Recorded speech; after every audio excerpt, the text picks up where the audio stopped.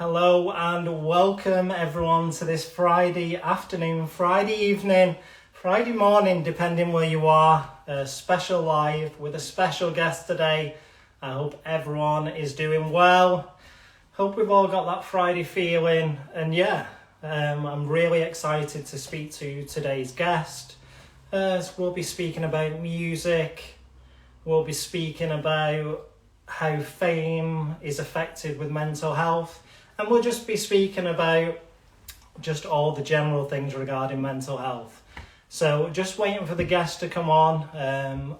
If everyone wants to drop whereabouts they're from in the world, that'll be wonderful, just while we're waiting.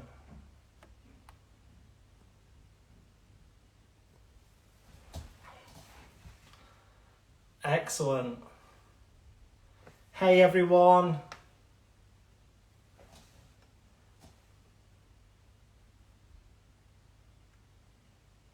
New York City, big up to New York, one of my favourite places. Right, let's go. Alessia, if you can just request to be on the live.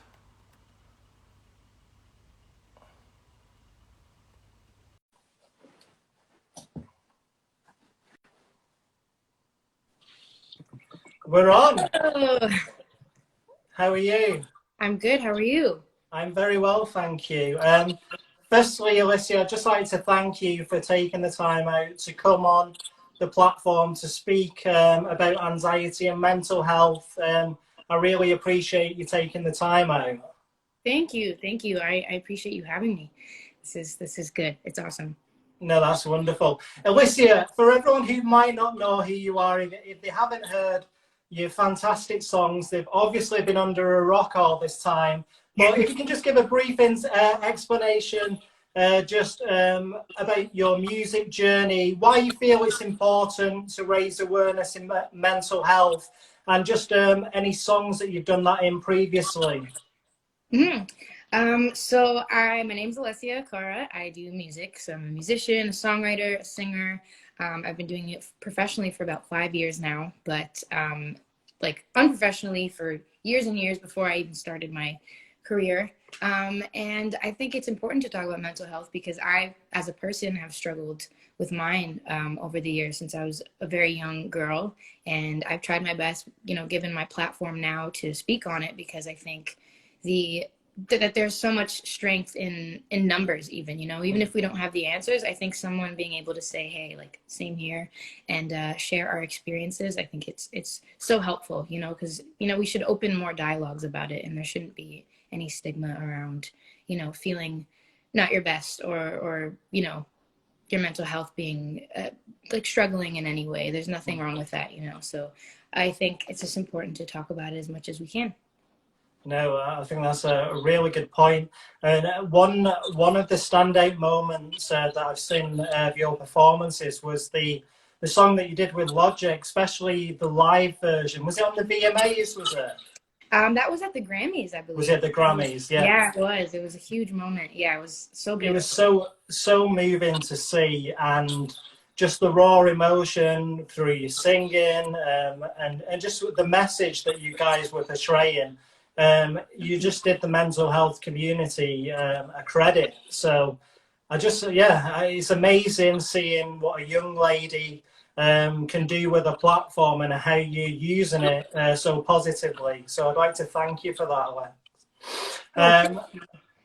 Thank you very much. Before we get into the questions of the followers, I just want to read out a few things that some of the followers have said, because they submitted maybe between 5,000 and 10,000 questions. So obviously, I know it's crazy. So I just want to read a couple of the things, because I think it's important for you to know the positivity that you're spreading through everything that you're doing.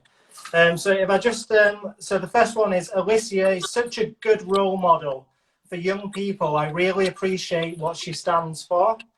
The next one is, Alessia, you inspired me to become a singer and songwriter. Your music speaks right to my heart. The next one, Alessia, your music and message you share saved my life. It literally pulled me out from a dark place. I just want to say your song "Scars to Your Beautiful" has helped me through so many hard times. Thank you so much. And finally, Alessia, you always check in on your fans' mental health. Just know that we have your back too. So sweet. Yeah, Oh, that's so sweet. They're I the just best. thought those messages were beautiful. So I have picked out some questions from the followers. If you're okay answering them, Yeah. we'll just get into it. So the first question is, what are the best and worst things about the music industry, and what's the best thing you've done for your mental health personally? Wow. All right. So I guess to answer the music industry part first, the great thing about it is selfishly, I get to, do what I'm passionate about for a living. I think it's wonderful. I think it's amazing that we get to say whatever we want and tell our stories and reach out to people and help people. That's like, I think the most beautiful part about it, about what I do anyway. And then I think the worst part about it is that there's strangely nothing natural about it, if that makes sense. I think, as far as we've come as human beings and technology and all of that, we are innately like cavemen at the end of the day. We're all human beings, and there's, very biological things that are attached to every emotion that we feel, like even anxiety. Like back in the day, fight or flight and panic attacks were all because there was like a lion in front of us that was going to attack us or whatever, and so we only really understand very few things like survival, companionship, feeling understood, things like that.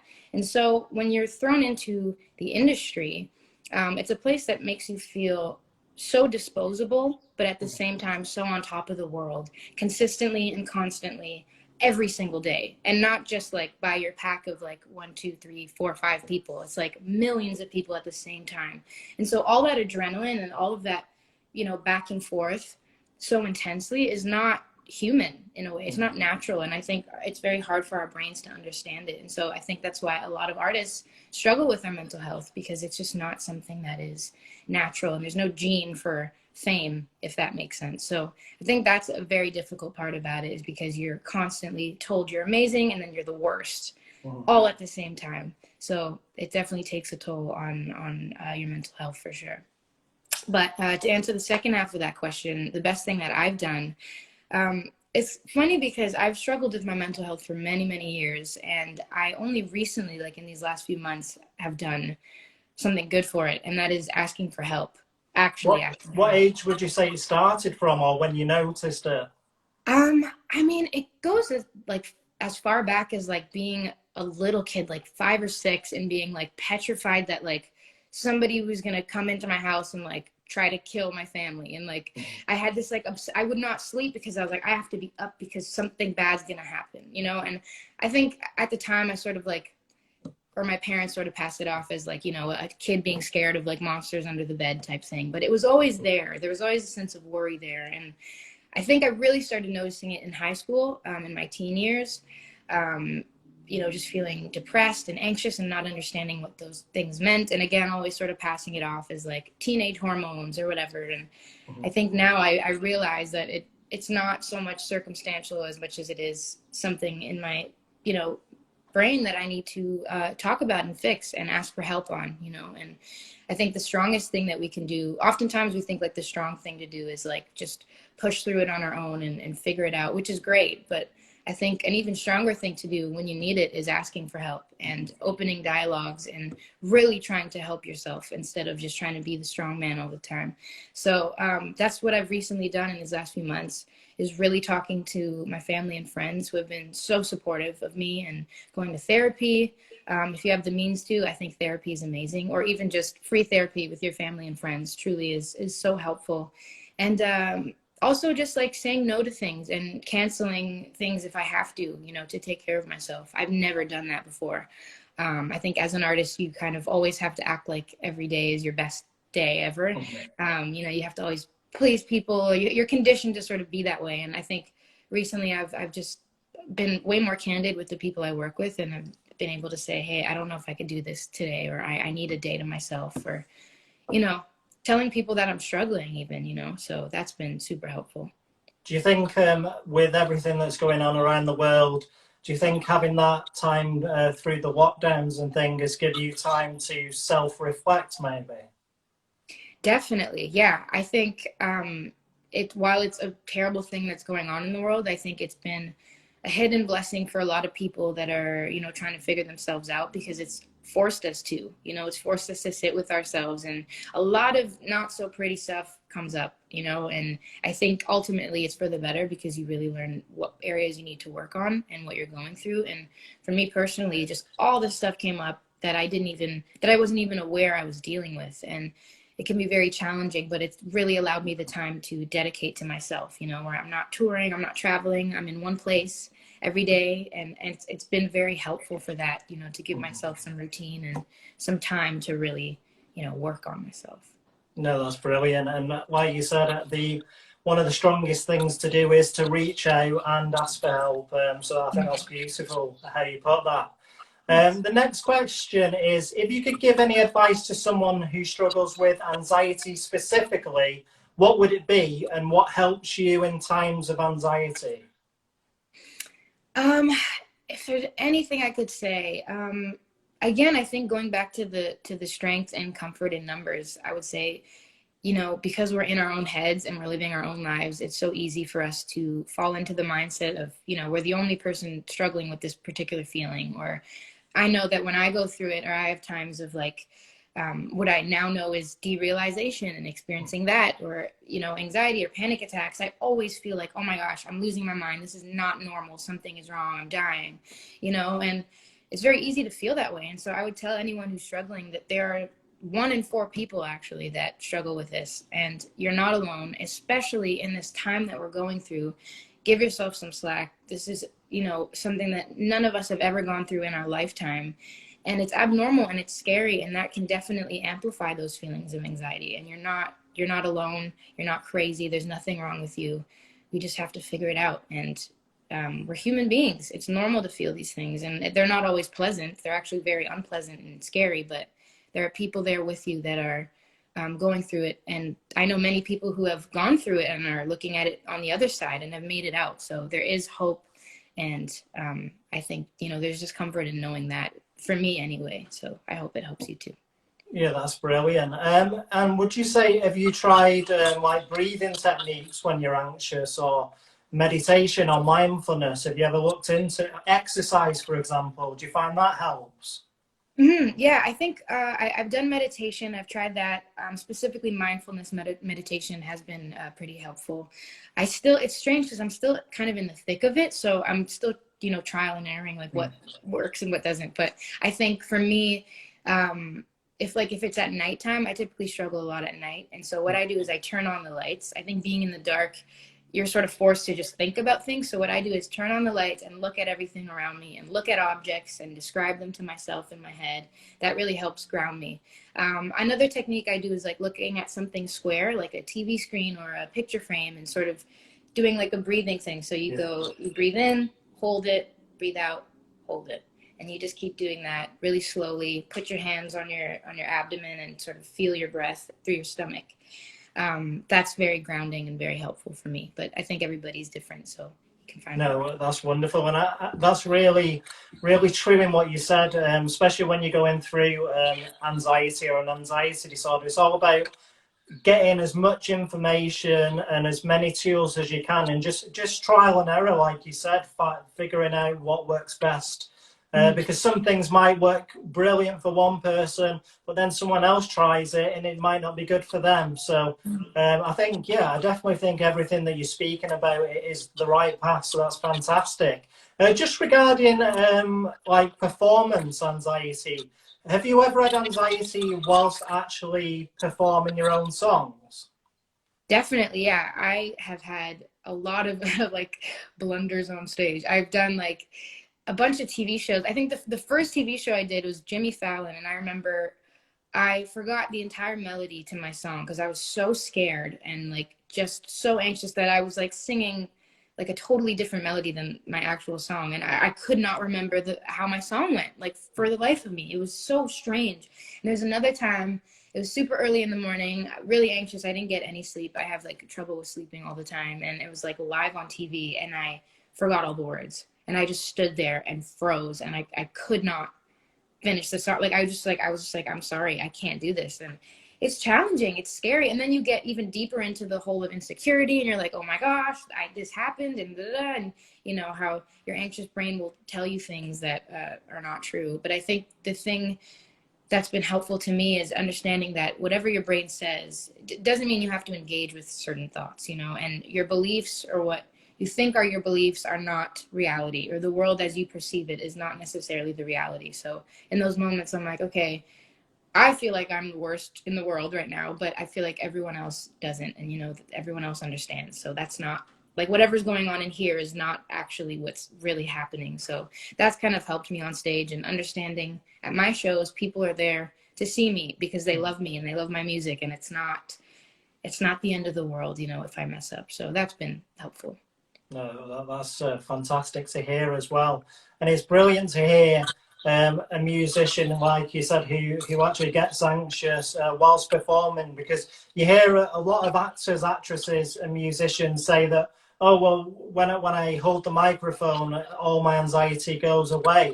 But I think it's important to show that for some people who are performing, that it can be a battle with the anxiety even while they're performing. So thank you for shedding a light on that.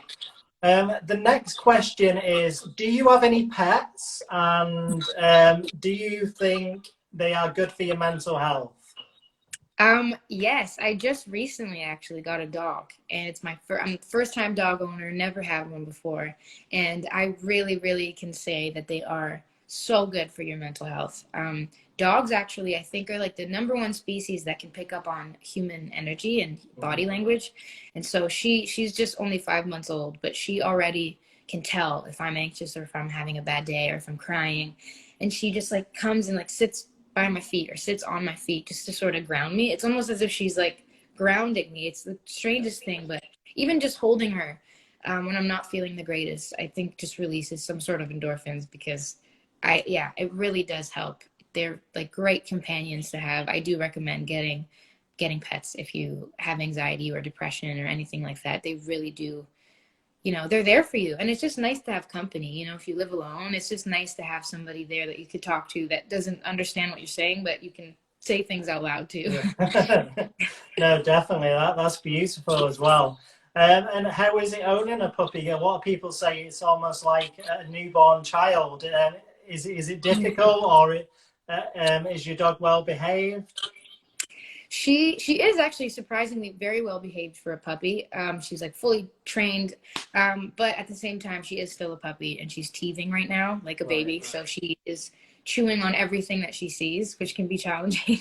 So yes and no. I think they are a lot like babies, actually. They genuinely are, except the difference of babies and dogs is that babies grow up and then they no longer need you necessarily, but dogs will always need you. So it's like a baby that stays a baby. But I think as long as you train them well and you discipline from the beginning, they, you know, figure out what they can and can't do. And all you need to do is feed them and love them, take them out for walks, which is not that hard. It gets easier. Well, that's wonderful. The next question is, how do you handle the ups and downs of self-esteem being in the spotlight?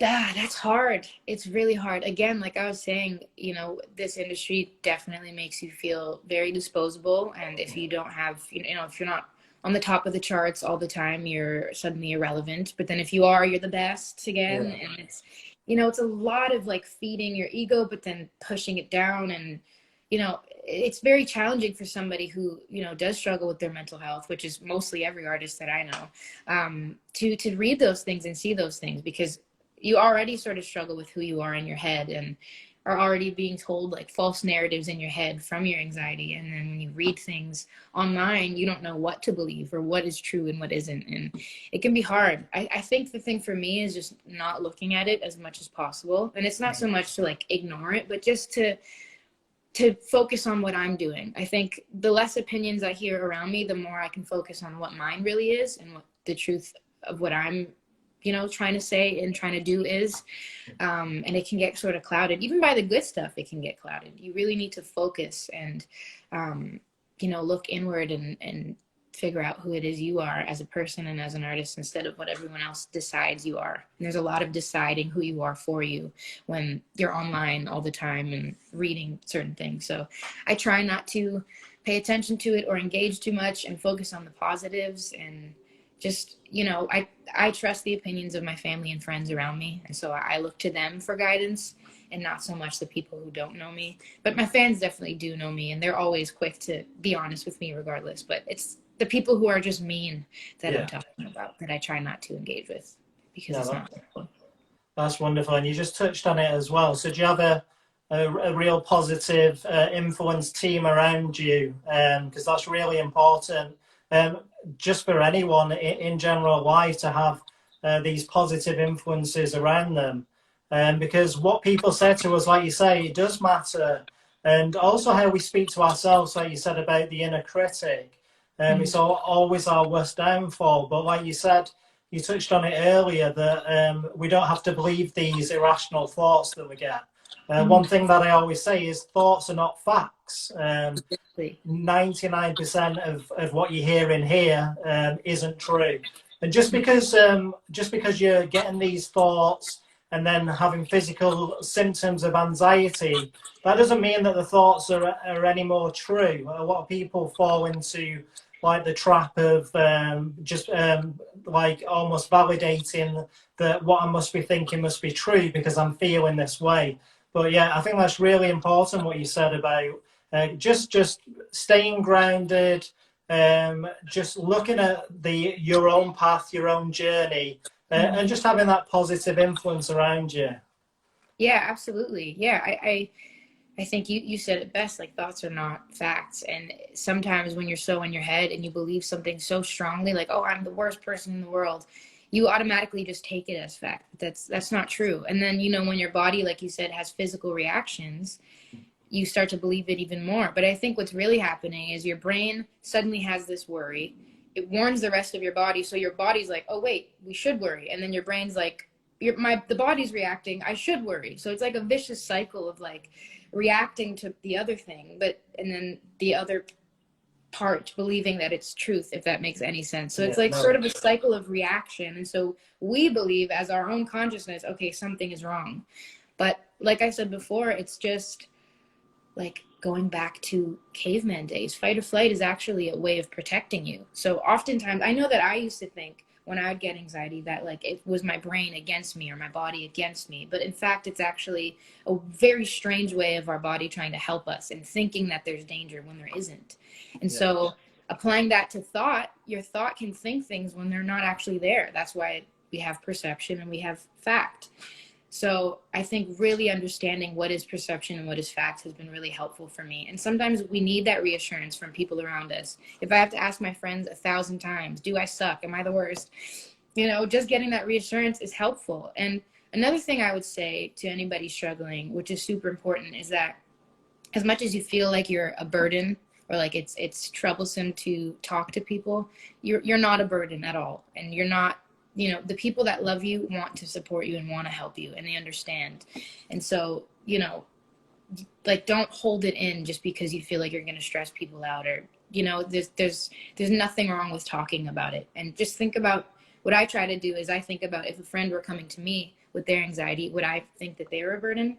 No, I would want to help them because I love them. So don't ever be scared to talk about it or think that, just don't think that you're like, I don't know, causing more stress for people because they want to help you. No, I think that's a lovely way to put it as well. A lot of psychotherapists, a lot of psychologists, they give that advice out, that speak to yourself how you would speak to your best friend. And I think that's really important. The way we speak to ourselves definitely does matter. Yeah, exactly. Definitely. The last question from the platform is, how do you feel we can use music and art to help end the stigma around mental health? And how do you think the music industry is doing with that matter at the moment? And how do you think the stigma around mental health is in your own country in Canada? I think, you know, as far as we've come, I think we still have a long way to go. And I think there are a lot of facts that people don't know or statistics that people aren't aware of. And so I think the best thing to do outside of music, just as artists or people with platforms, is to do things like this and talk about it candidly without, being afraid to, or without worry of being judged. I always say it's like, if you have a problem with your tooth, you go to the dentist. If you have some sort of bodily problems, you go to the doctor. It's the same thing. If you have a problem in your brain and if your mental health is struggling, there's nothing wrong with talking about it or fixing it. No one's ashamed to say you're going to the dentist, right? So I think artists that deal with it, and I know a lot of them do, it's important for us to talk about it any way that we can to help people out. And not only, like this, but through music. I think, in this last album that I've been writing that's not out yet, I've been really candidly talking about my mental health in a way that I haven't before. I'm super open about it, which is something kind of new for me because I've typically shied away from it, from the specifics, I guess. But this album definitely talks about it. And I think, as scary as it is to be so vulnerable and open to millions or thousands of people, it's important because someone struggling is always looking for someone else that's going through the same thing. They're looking for commonalities in our pain and in our struggling. So I think the more open we are about it, the quicker we'll end that stigma and the quicker people will feel, less alone. No, I think that's a wonderful explanation and way to put it. And I'm really looking forward to hearing the lyrics within the new songs on the album. Regarding the new album, do we have a date when that's out, or?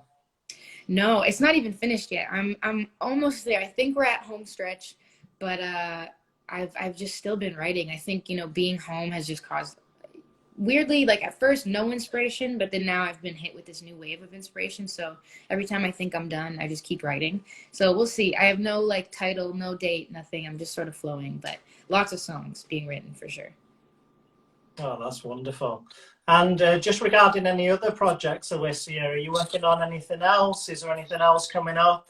Anything before Christmas, or is it full steam ahead in the new year? I think pretty much in the new year. I've done a couple things. I've recorded some stuff for fun in the studio that maybe I'll release maybe around the holidays or something. Nothing crazy, but definitely just focusing on this next record and hopefully going to get it out there to the world when things are back to normal, and as a way for people to hopefully enjoy it and pick ourselves back up in the new year. But we'll see. No, that's wonderful. So I'd just like to end by just again thanking you for the time that you spent to speak to our followers. And obviously, I just really hope these positive messages from your fans, I really do hope that it warms your heart, because the good that you're doing is incredible, and you should be really proud of yourself. You're using your platform and you're changing lives that you wouldn't know of. So it's a real good achievement, that, Alessia. Thank you so much. That's so sweet. Yeah, it's never lost on me how sweet my fans are and how lucky I am to be doing this. And it's always so beautiful to hear those messages, because I don't always see that stuff. So thank you for sharing. And also thank you, genuinely, not even just saying this, for having this platform and this page, because I follow it and use it all the time, and I learn things about myself that I didn't even know. And it's been a great tool for my family and I to read, and for the people around me to understand what's going on more. So thank you for doing that, because you really are allowing people to feel less alone. So it's awesome. No, I appreciate that, Alessia. And like you said, it's all about the community feel. Everyone's going on their own journey to mental health recovery. It doesn't matter where you are, and you can share your experiences, and that's what we try and do through the community. So it's really good hearing that you find it positive and are using it to a positive effect. Yeah, definitely. Excellent. Thank you. Well, thank you very much, Alessia. If everyone wants to go and support your songs, which platform is best for them to go and get it on? Where can they see more of Alessia? Are you on social media? Yeah, so my Instagram is Alessia's Music. Twitter is Alessia Cara. You can find all my music on all the platforms, Alessia Cara, and hopefully you enjoy it. Wonderful. Like it. Thank you very much again, Alessia, and I really appreciate you taking the time out. Thank you. No, I appreciate you having me. Thank you so much. No Hopefully I didn't problem. ramble too much. No problem. Take care, yeah. Thank you. Thank you. Bye-bye. Thanks. Bye.